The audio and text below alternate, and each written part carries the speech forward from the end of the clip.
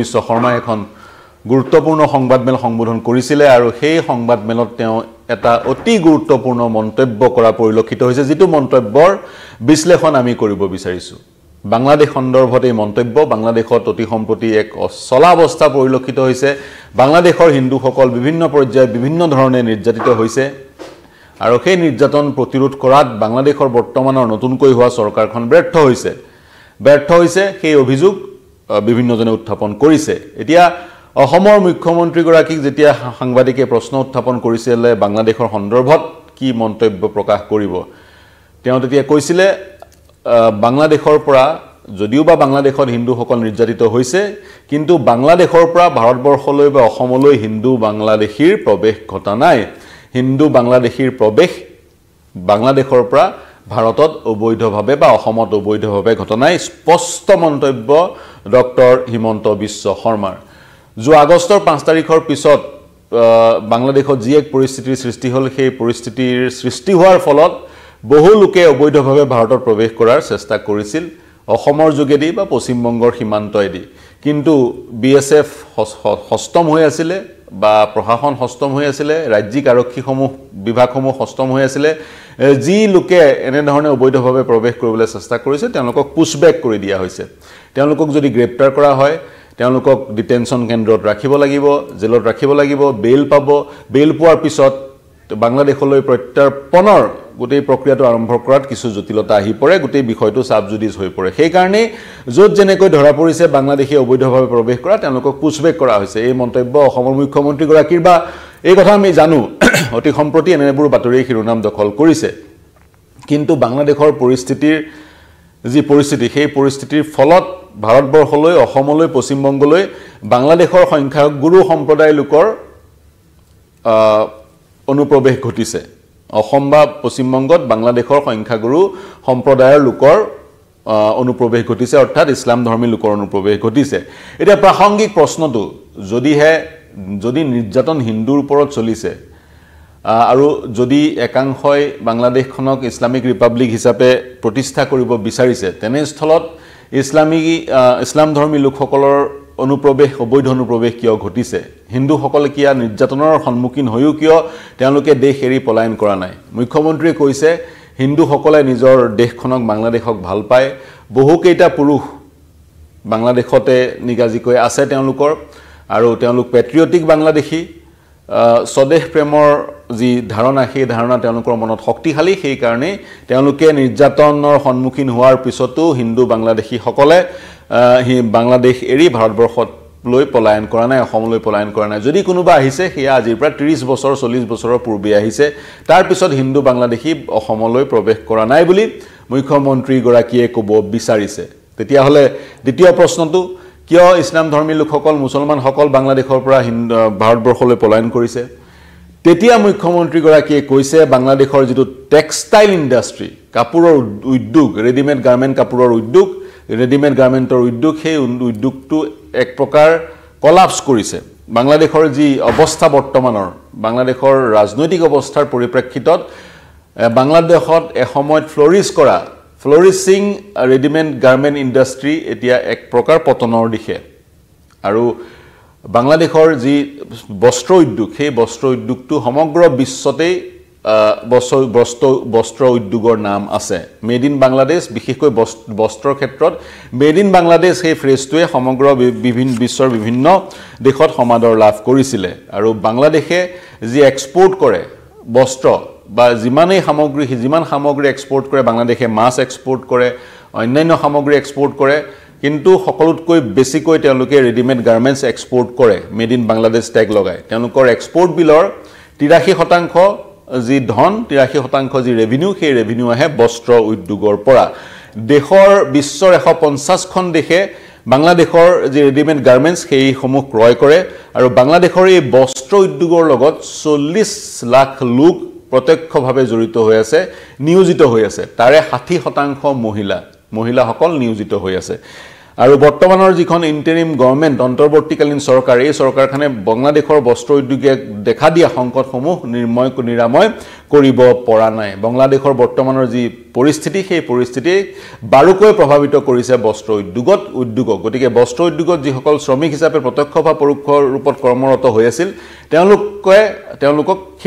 তেওঁলোকক অব্যাহতি দিয়া হৈছে চাকৰিৰ পৰা আৰু সেই সকল লোকে ভাৰতবৰ্ষত কৰ্মসংস্থাপন বিচাৰি পশ্চিমবংগ বা অসমত কৰ্মসংস্থাপন বিচাৰি অবৈধভাৱে অনুপ্ৰৱেশ কৰিছে বুলি অসমৰ মুখ্যমন্ত্ৰী গৰাকীয়ে মন্তব্য কৰিছে বিশেষকৈ তেওঁলোকে অফাৰ কৰিছে চিপ লেবাৰ কম পইচাতে তেওঁলোক কাম কৰিবলৈ ৰাজি আছে কম পইচাতে বাংলাদেশৰ পৰা ভাৰতবৰ্ষত বা অসম বা পশ্চিমবংগত অবৈধ ৰূপত অনুপ্ৰৱেশ কৰি অসম বা পশ্চিমবংগত কম পইচাতে কাম কৰিবলৈ খাটিবলৈ তেওঁলোক ৰাজি আছে আৰু সেই কাৰণে তেওঁলোক এমপ্লয়েবল তেওঁলোকে বিভিন্ন কামকাজ শ্ৰমিকৰ কামকাজ ভাৰতবৰ্ষত অসম বা পশ্চিমবংগত পোৱাৰ অৱকাশ দেখি বা কোনোবাই চাগৈ পাইছে সেই কাৰণে পলায়ন কৰিছে এক্সপোৰ্ট বস্ত্ৰ উদ্যোগৰ যি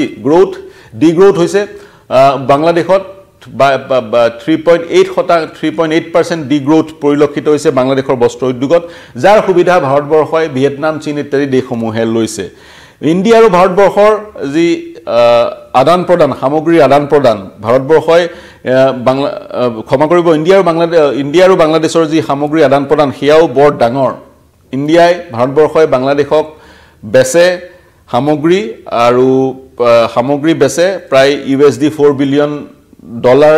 $4 বিলিয়ন মূল্যৰ সামগ্ৰী ভাৰতবৰ্ষই বাংলাদেশক বেচে যি কি নহওক মুখ্যমন্ত্ৰীগৰাকীৰ এই মন্তব্য তাৎপৰ্য বহন কৰিছে মুখ্যমন্ত্ৰীগৰাকীয়ে কৈছে বাংলাদেশৰ পৰা হিন্দুসকল প্ৰব্ৰজিত হোৱা নাই পূৰ্বতে প্ৰব্ৰজিত হৈছিল আৰু বহু তথ্য আজিৰ দিনটোত আহি পৰিছে বৈধভাৱেও বহু লোক বাংলাদেশৰ পৰা ভাৰতবৰ্ষলৈ আহে 2024 বৰ্ষত বাংলাদেশৰ পৰা ভাৰতবৰ্ষলৈ বৈধভাৱে ভিজা লৈ আহিছে 21 লাখ লোক ভিজা লৈ ভাৰতবৰ্ষলৈ আহিছে বিভিন্ন কাৰণত বেপাৰ বাণিজ্য কৰিবলৈ আহে সামগ্ৰী ক্ৰয় কৰিবলৈ আহে চিকিৎসা উন্নত চিকিৎসা লাভৰ কাৰণে আহে তেনে ধৰণৰ বহু লোক কেলকাতা চেন্নাই গুৱাহাটী আগৰতলা বা দিল্লীলৈ আহে আৰু 2024 বৰ্ষত গৃহ মন্ত্ৰণালয়ে সদৰি কৰা তথ্য অনুসৰি 21 লাখ লোক আহিছিল আৰু 21 লাখ লোক বৈধভাৱে আহিছিল আৰু বহু লোক অবৈধভাৱে আহিছিল অবৈধভাৱে অহা 411 জন লোকক বাংলাদেশলৈ প্ৰত্যৰ্পণো বা বিতাড়িত ভাৰতবৰ্ষই কৰিছে 411 জনক বাংলাদেশলৈ বিতাড়িত কৰা হৈছে অবৈধভাৱে প্ৰৱেশ কৰাৰ কাৰণে আৰু 21 লাখ লোক বাংলাদেশৰ পৰা ভাৰতবৰ্ষলৈ বৈধভাৱে ভিজা লৈ আহিছে গতিকে যিমানেই বেছি লোকে বাংলাদেশৰ পৰা ভাৰতবৰ্ষলৈ বৈধভাৱে আহে সেয়া এক শুভ লক্ষণ ভাৰতবৰ্ষৰ কাৰণে কাৰণ বৈধভাৱে আহিলে তেওঁলোকৰ ৰেকৰ্ড থাকে আৰু তেওঁলোক কেতিয়া ভাৰতবৰ্ষত প্ৰৱেশ কৰিছে কেতিয়া ভাৰতবৰ্ষৰ পৰা ওলাই গৈছে সকলো তথ্য ভাৰতবৰ্ষৰ হাতত থাকে গতিকে যিমানেই আমি এনকাৰেজ কৰিব লাগে যিমানেই বা চৰকাৰ দুইখনে এনকাৰেজ কৰিব লাগে যদিহে ভাৰতবৰ্ষলৈ যাবলগীয়া আছে কাৰোবাৰ বৈধভাৱে যাওক সেয়া শ্ৰমিকৰ কাম কৰিবলৈ হওক বা উচ্চ উন্নত মানৰ চিকিৎসাৰ কাৰণে হওক যি কাৰণে তেনে হওক ভাৰতবৰ্ষলৈ বৈধভাৱে যাতে বাংলাদেশী লোকসকল আহে সেই কথাটোত গুৰুত্ব দিব লাগে বা উভয় চৰকাৰে এনকাৰেজ কৰিব লাগে যি কি নহওক 411 জনহে মাত্ৰ বিতাড়িত হল ভাৰতবৰ্ষৰ পৰা আৰু তাৰ সমান্তৰালকৈ মুখ্যমন্ত্ৰী আৰু এটা গুৰুত্বপূৰ্ণ মন্তব্য কৰিছে তেওঁ কৈছে হিন্দু বাংলাদেশী সকলে বাংলাদেশ ত্যাগ কৰি ভাৰতত প্ৰৱেশ কৰাৰ কথাটোক ভাৰতে এনকাৰেজ কৰিব নালাগে তেওঁলোকৰ সেয়া মাতৃভূমি তেওঁলোকে মাতৃভূমিত থাকিব যদি বিচাৰিছে তেওঁলোকক সৰ্বত্ৰ প্ৰকাৰে তেওঁলোকে যাতে নিৰ্ভয়ে থাকিব পাৰে সেই ক্ষেত্ৰতহে গুৰুত্ব প্ৰদান কৰিব লাগে গতিকে এই মন্তব্য ডক্টৰ হিমন্ত বিশ্ব শৰ্মাৰ পুনৰ কৈছো তিনিটা মন্তব্য হিন্দু বাংলাদেশী ভাৰতবৰ্ষত সোমোৱা নাই বৰঞ্চ সংখ্যাগুৰু বাংলাদেশীহে ভাৰতবৰ্ষত অবৈধভাৱে সোমাইছে কাৰণটো হৈছে গ্ৰামীণ ইণ্ডাষ্ট্ৰীৰ পতন ঘটিছে গ্ৰামীণ ইণ্ডাষ্ট্ৰীত যিসকল শ্ৰমিকে কৰ্মৰত হৈ আছিল তেওঁলোকক কামৰ পৰা আঁতৰাই দিয়াৰ কাৰণে তেওঁলোকে কাম বিচাৰি অনুপ্ৰৱেশ কৰিছে ভাৰতত আৰু হিন্দুসকলৰ বাংলাদেশ ত্যাগক বা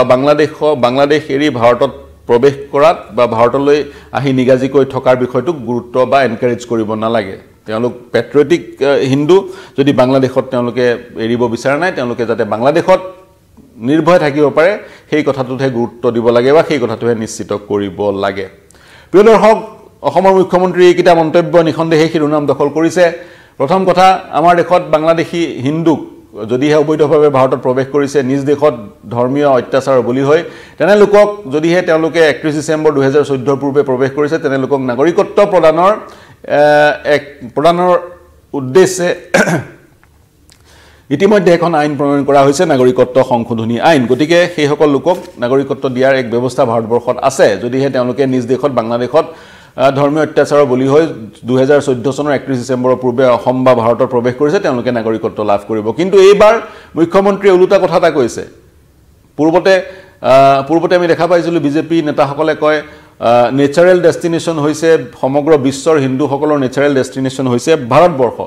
যদি কৰবাত নিৰ্যাতিত হৈছে ভাৰতবৰ্ষৰ বাদে আন কোনো স্থানলৈ যোৱাৰ অৱকাশ তেওঁলোকৰ নাথাকে বা গত্যান্তৰ তেওঁলোকৰ নাথাকে তেনেস্থলত কিন্তু এইবাৰ সেই স্থিতিৰ বিপৰীতে গৈ অনেক মন্তব্য কৰা পৰিলক্ষিত হৈছে অসমৰ মুখ্যমন্ত্ৰীগৰাকী তেওঁ কৈছে বাংলাদেশৰ পৰা হিন্দুসকল ভাৰতলৈ অহাৰ যে প্ৰক্ৰিয়াটোক উৎসাহ যোগাব নালাগে তেওঁলোক যদি বাংলাদেশতে আছে তেওঁলোকে যাতে বাংলাদেশত নিৰ্ভয় থাকিব পাৰে সেই কথাই নিশ্চিত কৰিব লাগে প্ৰিয় দৰ্শক আপোনালোকে কি ভাবে মুখ্যমন্ত্ৰীৰ মন্তব্যৰ সন্দৰ্ভত কিবা প্ৰতিক্ৰিয়া প্ৰকাশ কৰিব বিচাৰিলে আমাৰ ইউটিউব চেনেল আৰু ফেচবুক পেজত প্ৰৱেশ কৰি প্ৰতিক্ৰিয়া প্ৰকাশ কৰিব পাৰিব আমাৰ এই বিশ্লেষণ কেনে পালে জনাব মন্তব্য দিব বছৰটোৰ প্ৰথমটো দিন সকলোকে নৱবৰ্ষৰ শুভেচ্ছা জ্ঞাপন কৰিছো তাৰ সমান্তৰালকৈ বছৰটোৰ প্ৰথম দিনটোতে প্ৰতিশ্ৰুতি দিছো আমি দেশ বিশ্ব ৰাজ্যৰ সকলো খবৰৰ আৰৰ খবৰ আৰু বিশ্লেষণ আপোনালোকক আগবঢ়াই যাম 2024ত আপোনালোকৰ পৰা বিপুল সহাৰি আমি লাভ কৰিছিলো অভূতপূৰ্ব সহাৰি আমি লাভ কৰিছিলো আমাৰ বিশ্লেষণ আপোনালোকে চাইছে খবৰ আমি যি ধৰণে এই ধৰণে দিছো সেই খবৰ আপোনালোকে চাইছে প্ৰতিটো মুহূৰ্তত আমাৰ লক্ষ্য ইনোভেশনৰ যোগেদি খবৰবোৰ আপোনালোকৰ ওচৰলৈ লৈ যোৱা কিবা যদি আপোনালোকে আমাক